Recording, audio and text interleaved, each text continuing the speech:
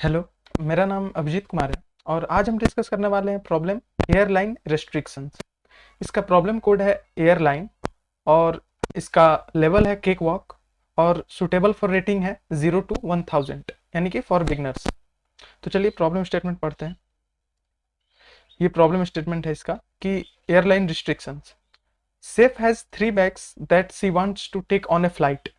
They weigh A, B, and C kgs respectively. She wants to check in exactly 2 of these bags and carry the remaining 1 bags with her. The airline restriction says that the total sum of weights of the bags that are checked in cannot exceed D kgs and the weight of the bag which is carried cannot exceed E kgs. Find if Safe can take all 3 bags on the flight. सो कहा क्या है question में कि 3 bags आपको लेके जाना है flight में, ए, बी और सी। और कुछ रिस्ट्रिक्शंस होती हैं फ्लाइट में जनरली, तो वो रिस्ट्रिक्शन आपको दिया गया है कि 2 बैग आपको चेक इन करना है और 1 बैग अपने साथ लेके जाना है। तो 2 बैग जो चेक इन करना है उसका नेट जो टोटल वेट होना चाहिए वो मैक्सिमम डी के जी होना चाहिए या उससे कम होना चाहिए। ये रिस्ट्रिक्शन है चेकिंग के लिए। और 1 बैग जो अपने साथ लेके जाना है वो उसके लिए रिस्ट्रिक्शन है, उसका वेट जो है ई के जी या उससे कम होना चाहिए। तो ये रिस्ट्रिक्शन आपको गिवन है। तो आपको आउटपुट करना है कि भाई हाँ लेके जा सकते हैं या नहीं लेके जा सकते हैं तीनों बैग। तो input format is the first line of the input contains a single integer T denoting the number of test cases. The description of T test cases follows. Each test case contains a single line of input, 5 space in separated integers A, B, C, D and E. Output क्या है कि for each test case output in a single line answer yes if Safe can take all the 3 bags with her or no if she cannot. Constant है T 1 to 36,000 है, ए B C 1 to 10 है, D 15 to 20 है, ई 5 to 10 है। और यहाँ पे आपको sample input कुछ दिए हुए हैं, तो एक बार सैंपल इनपुट हम समझते हैं और अप्रोच देखते हैं प्रॉब्लम का। तो अपने ये सैंपल इनपुट यहाँ पे आपको गिवन हुआ है, वहीं ये मैंने यहाँ पे लिखा है। तो प्रॉब्लम में आपको 3 बैग्स गिवन है, ए, बी एंड सी। तो देखिए, अगर मेरे को 2 बैग चेक इन कराना है और 1 बैग अपने साथ लेके जाना है, अगर तीनों बैग मैं लेके जाना चाहता हूँ तो क्या क्या पॉसिबल केसेज हो सकते हैं। देखिए 3 बैग है मेरे पास, 1 बैग मेरे को अपने साथ लेके जाना है, तो कितने नंबर ऑफ पॉसिबल वेज हो सकते हैं इसके कि या तो मैं ए बैग को लेके जा सकता हूँ, या मैं बी बैग को लेके जा सकता हूँ, या मैं सी बैग को लेके जा सकता हूँ। सो मेरे पास 3 केसेज हो सकते हैं। क्यों, कैसे? क्योंकि 3 में से 1 बैग को ही चूज करना है, that is 3C1। So 3 cases possible है, या तो मैं ए के लेके जा सकता हूँ अपने साथ, या बी को अपने साथ लेके जा सकता हूँ, या सी को अपने साथ लेके जा सकता हूँ। तो पॉसिबल केसेज हम लोग देख लेते हैं क्या क्या है। तो पहला अपना पॉसिबल केस है कि ए को मैं अपने साथ रख रहा हूँ, ए को मैं लिख देता हूँ कीप। और अगर ए को मैं अपने साथ रख रहा हूं तो बी और सी को चेक इन कराना पड़ेगा, मुझे 2 बैग को चेक इन करवाना है, क्योंकि मुझे लेके तो तीनों बैग लेके जाना है, छोड़ेंगे तो कुछ नहीं, हम अपना सामान छोड़ते तो है नहीं हम। तो बी सी को मैं लिख देता हूं चेक इन कराएंगे आप, ठीक।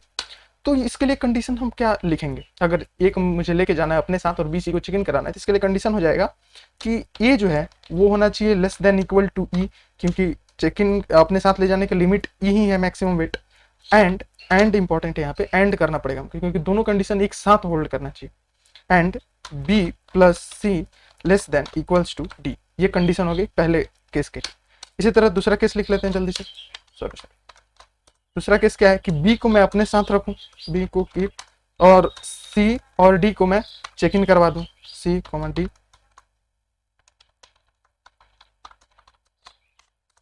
चेक इन हो गया।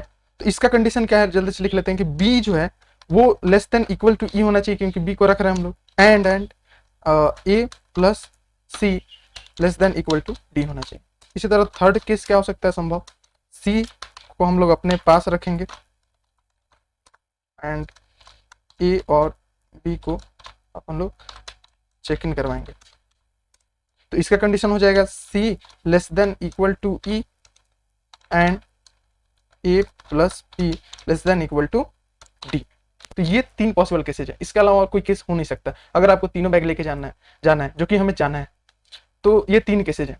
तो बस अपने को इनपुट दिया हुआ रहेगा ए बी सी और डी ई का वैल्यू, और अपने को बस ये 3 केस चेक करना है। अगर ये तीनों केस में से कोई एक सेटिस्फाई करता है तो आंसर येस होगा, अदरवाइज अगर तीनों में से कोई सेटिस्फाई नहीं करता तो यानी कि हम नहीं लेके जा सकते अपना सामान, हमें सामान को कम करना पड़ेगा, यानी कि नहीं लेके जा सकते।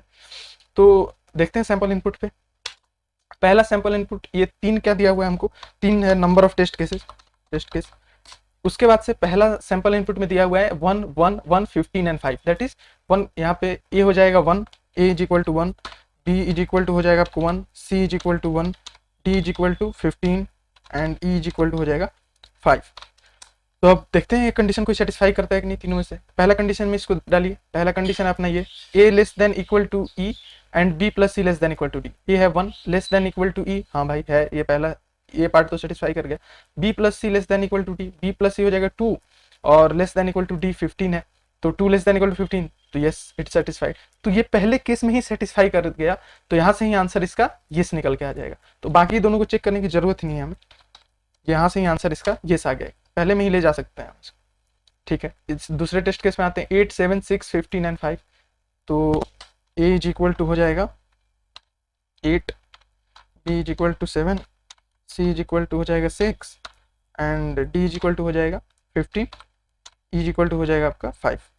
ठीक, तो यहाँ पे देख लेते हैं। तो ये पहले केस में इसका वैल्यू पुट कीजिए, पहला केस का यहाँ कंडीशन मेरे पास ये है, तो a less than equals to e होना चाहिए। a है 8, e है 5, 8 लेस देन इक्वल्स टू 5 है, नहीं है, तो पहला केस नहीं सेटिस्फाई किया। दूसरे केस पे आते हैं, b less than equals to होना चाहिए, b है 7, e है 5, b 7 less than equal to 5 नहीं है, दूसरा केस भी नहीं सेटिस्फाई किया। थर्ड केस पे आते हैं, थर्ड केस क्या है कि c less than equal to e, c क्या है 6, e क्या है 5, c less than equal to e है, नहीं है, तो थर्ड केस भी नहीं सेटिस्फाई किया। यानी कि ये तीनों केस नहीं सेटिस्फाई किया, यानी कि आंसर क्या हो जाएगा इसका नो, हम नहीं लेके जा सकते हैं इसको, क्योंकि यही 3 पॉसिबल केसेस थे, तीनों में से कोई एक को सेटिस्फाई तो करना ही पड़ेगा अगर आपको लेके जाना है, तो हम बात कर चुके हैं इस पे।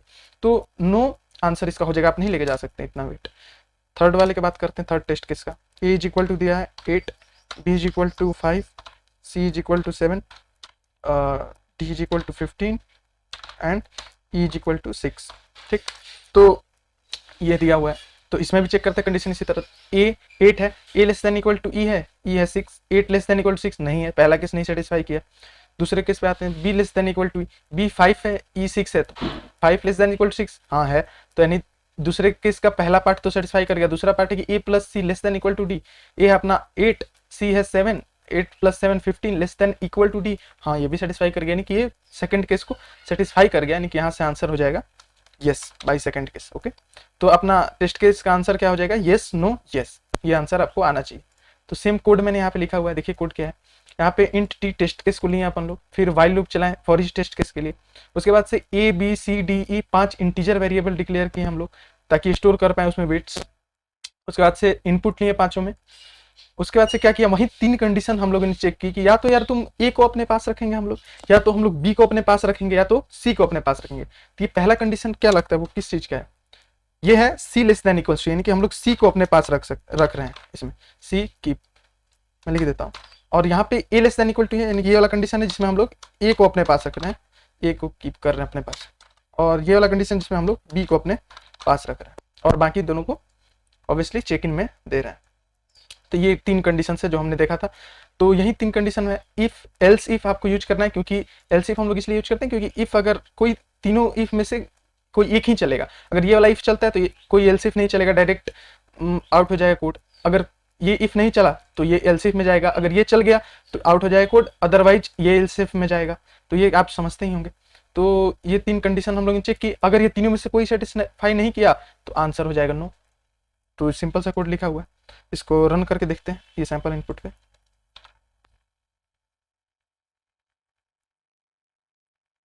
यस नो यस, तो यहाँ पे आउटपुट देखिए yes no yes, output match कर गया। तो इस कोड को सबमिट कर लेते हैं जल्दी से।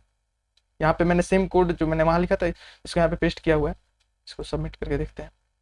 देखिए आपको 3 पॉसिबल केसेस तीनों पे हमने चेक कर लिया। इसका कॉम्प्लेक्सिटी आ जाएगा बिग ऑफ 1, क्योंकि 3 ही कंडीशन हम लोग फॉर ईच टेस्ट के चेक कर रहे हैं, तो कांस्टेंट टाइम में चला जाएगा प्रोग्राम हम लोग का, तो बिग ऑफ 1 कॉम्प्लेक्सिटी रहेगा। सो टेस्ट केस यहाँ पे रन हो चुका है सक्सेसफुली।